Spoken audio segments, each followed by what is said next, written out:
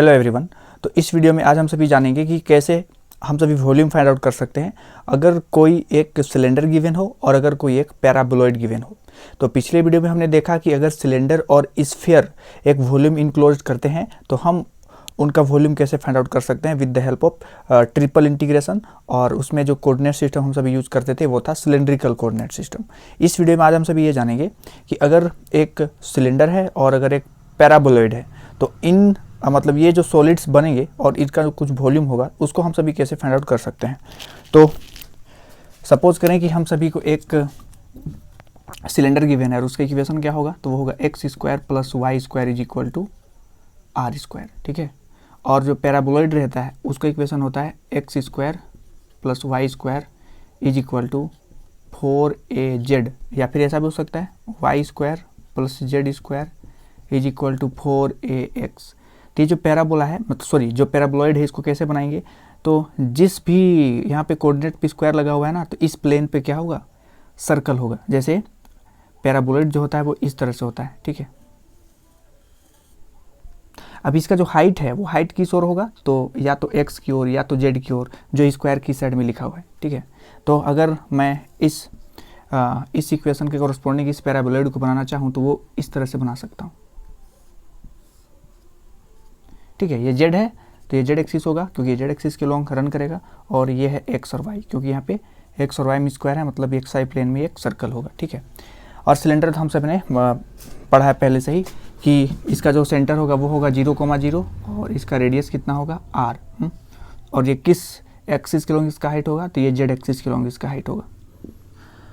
तो हम सभी क्या करेंगे, जब भी पैराबोलॉइड और सिलेंडर को मिला करके एक सॉलिड फॉर्म होता है जो कि एक वॉल्यूम इनक्लोज कर रहा हो, तो हम सभी उसका वॉल्यूम फाइंड आउट करेंगे बाय यूजिंग सिलेंड्रिकल कोऑर्डिनेट्स। तो एक्स एक्सिस को क्या लिखते हैं सिलेंड्रिकल कोऑर्डिनेट्स में, r cos theta, y is equal to r sin theta, और जो dx dy dz होगा वो होता है r dr d theta dz। ठीक है। तो प्रॉपर लिमिट के साथ हम सभी सॉल्व इसको कर लेंगे। तो चलिए क्वेश्चंस करते हैं। तो क्वेश्चन हमें गिवन है स्टूडेंट, एक सिलेंडर जिसका इक्वेशन है X square plus Y square is equal to R square, और जो पैराबोलॉइड है उसका इक्वेशन गिवन है X square plus Y square is equal to A into Z. ठीक है। तो ये पैराबोलॉइड और सिलेंडर गिवन है, तो इससे जो भी वॉल्यूम फॉर्म्ड होगा तो चलिए बना करके देखते हैं। तो क्योंकि यहाँ पे आप सभी देख सकते हो ये जो सिलेंडर है वो भी जेड एक्सिस के लॉन्ग इसका हाइट होगा और जो पैराबोलॉइड है उसका भी। ठीक है। मतलब कि ये है पैराबोलॉइड जो कि जेड एक्सिस के लॉन्ग रन कर रहा है, और जेड एक्सिस के अलॉन्ग ही हाइट होगा एक सिलेंडर का भी। ठीक है। तो ये एक सॉलिड फॉर्म हो रहा है, और ये जो भी वॉल्यूम इनक्लोज कर रहा है वो वॉल्यूम हम सभी को पता करना है। ये एक्स एक्सिस, ये वाई एक्सिस और ये जेड एक्सिस। तो हम सभी क्या करेंगे, एक्स को लिखेंगे r cos थीटा, y को लिखेंगे r sin थीटा, और dx dy dz को कितना लिखेंगे r dr d theta dz। ठीक है। z तो z ही होगा यहाँ पे, कार्टेशियन कोऑर्डिनेट्स वाला ही। तो चलिए अगर हम इस इक्वेशन से देखें तो एक्स स्क्वायर और वाई स्क्वायर को कितना लिख सकते हैं, तो एक्स और वाई दोनों की स्क्वायर करके एडअप करेंगे तो ये हो जाएगा आर स्क्वायर। ठीक है। तो R square is equal to capital R square, मतलब कि जो आर है उसका लिमिट कहाँ तक है, कैपिटल आर तक है। ठीक है। तो आर का लिमिट हम सभी को मिल गया 0 टू कैपिटल आर।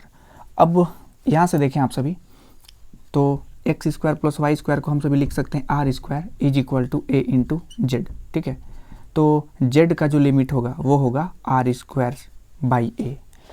तो अगर हमको वॉल्यूम फाइंड आउट करना है तो हम क्या करेंगे, triple integration D Z R D R D theta, है ना, ये होता है। इसी को हम यहाँ पे अरेंज करके लिख दें, लिमिट पुट अप करेंगे उसके अकॉर्डिंग। जैसे z का लिमिट कहाँ से कहाँ तक होगा, 0 टू आर स्क्वायर बाई ए, और r का लिमिट कहाँ से कहाँ तक होगा, 0 टू r, और थीटा कितना होगा देखें आप सभी यहाँ पे ऑब्जर्व कर सकते हो, ये तो एक ऑक्टेंट में होगा ना। ठीक है। तो टोटल यहाँ पे हम सभी 0 से 90 डिग्री तक में, मतलब जो एक ऑक्टेंट होगा उस पर हम सभी फाइंड आउट करेंगे, और इसको किससे मल्टीप्लाई कर देंगे, 4 से मल्टीप्लाई कर देंगे। ठीक है। तो हम सभी क्या करते हैं, एंगल को ले लेते हैं 0 to 90 डिग्री और इसको किससे मल्टीप्लाई कर देते हैं, 4 से। तो अगर इसको हम सभी सॉल्व करें तो ये हम सभी का वॉल्यूम होगा उस सॉलिड के करस्पॉन्डिंग।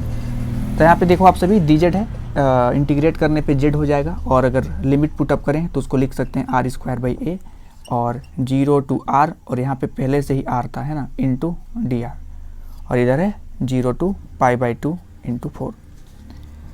अगर यहाँ पे देखें तो r³ अगर इंटीग्रेट किया जाए तो वो होगा r⁴ 4/4, लेकिन यहाँ पे देख सकते हो लिमिट है r, तो ये हो जाएगा r⁴/4, और ये a पहले से था, है ना।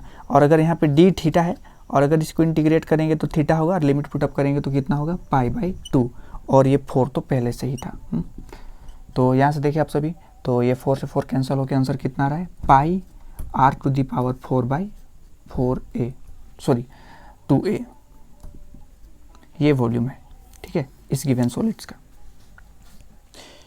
तो हम सभी क्या करते हैं, इसमें सिलिंड्रिकल कोऑर्डिनेट्स का यूज़ करके इजीली सोल्व कर सकते हैं। अगर आप सभी को कार्टेशियन कोऑर्डिनेट का हेल्प से अगर सोल्व करना चाहो तो कर सकते हो, लेकिन वो थोड़ा सा लेंदी हो जाएगा, ठीक है। ये सिलिंड्रिकल कोऑर्डिनेट्स से अगर हम सभी सोल्व करते हैं इस टाइप के क्वेश्चन को तो इजीली बनता है।